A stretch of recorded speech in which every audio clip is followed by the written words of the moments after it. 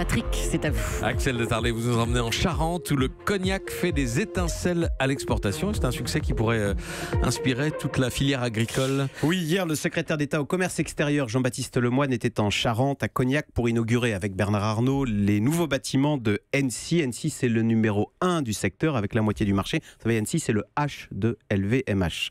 Alors, il faut dire que les performances du cognac à l'exportation sont impressionnantes.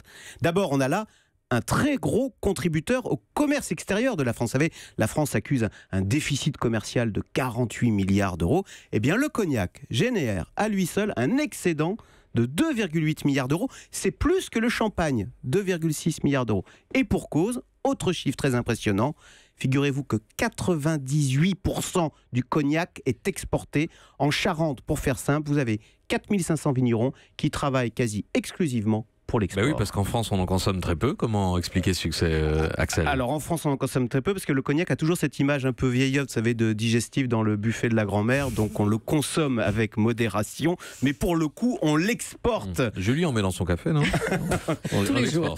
On l'exporte à outrance parce que la filiale à l'étranger a fait un énorme travail marketing pour rajeunir l'image du produit. Donc si vous allez dans les bars branchés de Los Angeles ou de Miami, on vous proposera des cocktails avec du cognac. Mais dans les réunions du Parti communiste chinois, on vous proposera à l'apéritif un cognac avec un glaçon. Mais c'est un succès planétaire. Ils en vendent partout, Nigeria, Afrique du Sud. Cette année encore, les exportations augmentent de plus de 10%. On va dépasser la barre des 3 milliards d'euros. Et le problème pour cette filière, c'est tout simplement de pouvoir répondre à la demande. Donc oui, cet exemple du cognac est un signal encourageant pour le monde agricole qui, lui, est ravagé par la dictature du prix bas.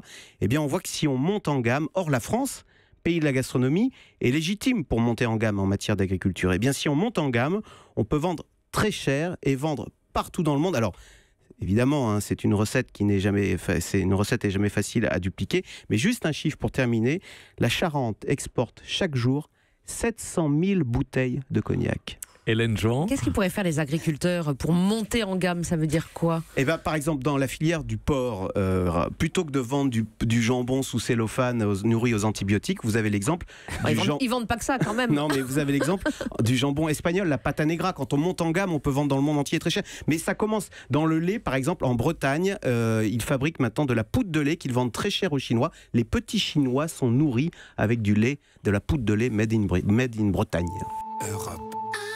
Europe 1.